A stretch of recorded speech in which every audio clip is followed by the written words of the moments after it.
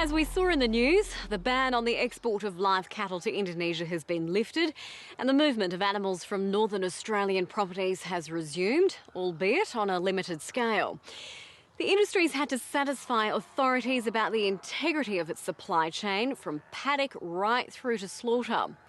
And at Yarrie Station in the East Pilbara, a new generation of cattlemen and women are not only being educated in humane animal handling, but Australian beef's role in food security.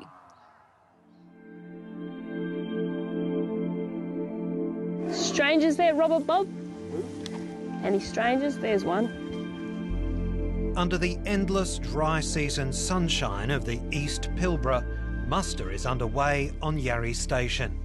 That's Yarrie. This herd has been brought in from the farthest reaches of the property. Might you just lead them all the way up? Yeah, go all the way through into the yard. Calling the shots here is fifth-generation cattle producer Annabelle Coppin. Maya can go and lead the whole way. Horses do the normal thing. They can probably go through. And the team she leads is the beef industry's next generation. Their average age is just 22. I think young people are good. They've got lots of energy, usually. They're willing to learn, and I guess we all get along better because we're in that same age bracket. The hard thing about a station is it's not about people coming to work and going home again to their families. It's going to work, it's living together, it's also having days off together. So it can be a pretty intense environment as well.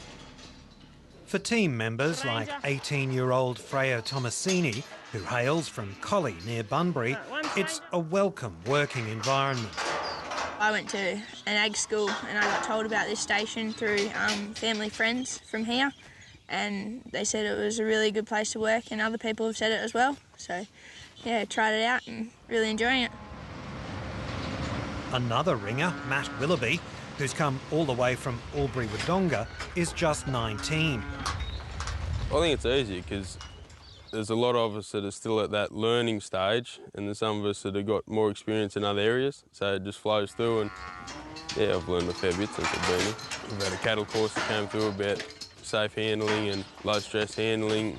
Up here it's very much a learning station, so they want to teach you and educate you a lot about what's going on in the cattle industry. Come around wider and chase them onto it, pushing it. Working cattle here on the rangelands is a great leveller. And on Yarrie Station, that's something the young men in particular have to come to terms with fast. Have you learnt much about women, mate? Not overly, no. Not so far, anyway. It's good. We get along very well. Like, we're all just fun and games, and yeah, it's really good actually. We get along real easily, and you always have a joke, but you can still work good together. So yeah. Must make it easier having all these other girls around as well. Yeah, it definitely does. You sort of have someone else to go to when you're sick of the boys, but yeah. But there's a lot more to it than horseplay. The skills and discipline they learn here could set them up for life. I hope they stay in agriculture. That's the big thing. Whether they go cropping or whether they stay in livestock, whether they stay with us, it doesn't matter as long as they go back into Australian agriculture. That's what I'd be happy to see them do.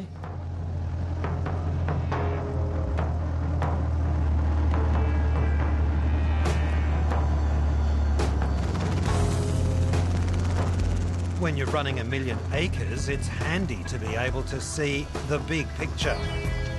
So just like her father, Pilbara institution Lang Coppin, Annabelle has taken to the air. She's spread her wings in other ways as well. As part of an elite agricultural alumni of Nuffield Scholars, a network of industry leaders and innovators who've had the opportunity to study overseas. In her case, the live cattle export trade, including time at Indonesian abattoirs. And like many in this country's northern cattle industry, she's got pretty firm views about what's happening in the industry and its impact here at Yarrie Station and on food security. The big picture is to feed people, and in our case it's to feed people overseas from here, and probably more likely with a live animal, which will turn into a fresh meat market. Zoe, just watch when he's putting cattle in that yard there. It's more about understanding the marketplace, and I guess I learnt that on my travels when I went on a Nuffield scholarship and actually really looked into this issue for 6 months straight, just travelling in countries and getting to know markets. And yeah, I came back really understanding the market dynamics. When you understand the market and the drivers behind that, you understand why people demand live animals. Overall, there's always going to be a demand for a live animal somewhere in the world, particularly in Muslim countries and particularly in developing countries.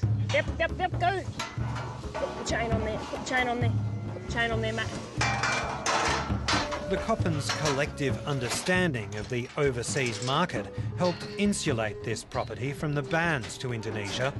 Their cattle were diverted to Egypt instead. No animal should be handled like that.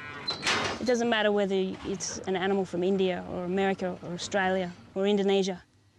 That sort of cruel practice is just disgusting, and no one in their right mind would ever think that's the way an animal should be handled. So the way that I handle that is that I know that most Indonesians aren't like that. Because overall, it's not natural to be cruel to an animal.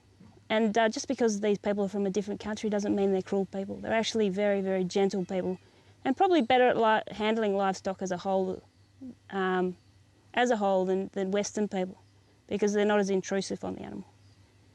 There's simply isolated cases. Just like in Australia, you'll find isolated cases. It doesn't matter where you go in the world, there are people that are cruel to their livestock, and they shouldn't be allowed to have them. It was upsetting just sitting there for me watching it, and I've seen animals that have had broken legs and things before, not on this property, but I have seen animals with injuries before, and it was still upsetting watching that, even though the history I've had with animals. So I can understand how the people in the city handle it. I'm sure no person up here wants an animal to be killed like that, but just to shut it down and lock the doors was a very extreme, considering they could have made it flow a lot easier. I guess, in a way, if you subsidise a farmer as a government, you can have more of a right to cut their market off. But when in Australia, one of the most efficient farmers in the world, and a country that has minimal subsidies in agriculture, to suddenly turn their market off when we're trying to play in a global market, you can't do that. We've put our lives behind what we do, it's our career, and then suddenly to have a market cut off, which is our whole income cut off overnight, of years of hard work and relationships built in these countries and systems set in place. For that to be suddenly turned off overnight by government, you know, where are we heading in the future?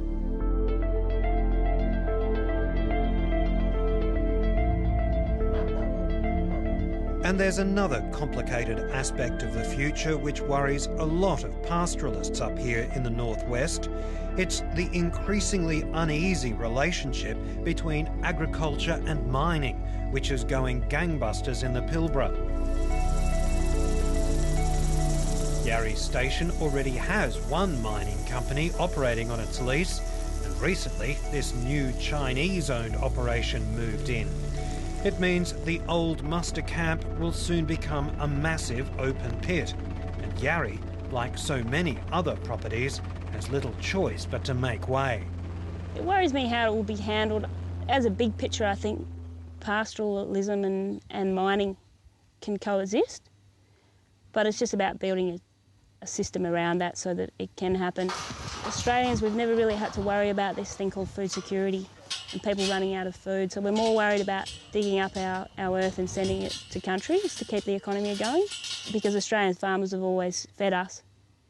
But into the future, we really need to look about making things complement each other so that we have a viable food supply into the future. And I don't think we have that quite yet. Oh, Rob. Yep. So today when you're in the backyards and you all of a sudden jumped over the fence, did you actually touch the fence or did you just clear it pretty much? As this new generation kicks back after another hard day in the saddle, there are plenty of burning issues to discuss, plenty of challenges to deal with, and plenty of food for thought.